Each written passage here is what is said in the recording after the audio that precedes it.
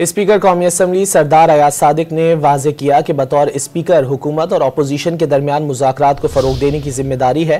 18ویں speakers conference سے خطاب میں ایاز صادق نے کہا کہ چاہے حکومت ہو یا اپوزیشن، دونوں کے تمام ارکان ہمارے اپنے ہیں، ذاتیات کو پس پشت ڈالنا ہوگا۔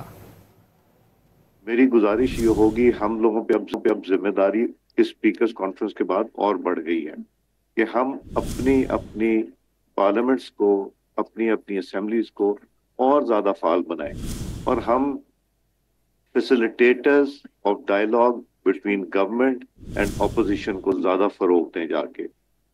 یہ سارے جو ممبران ٹریجری اور اپوزیشن کے ہیں، یہ ہمارے کولیگز ہیں، دوست ہیں، بھائی ہیں۔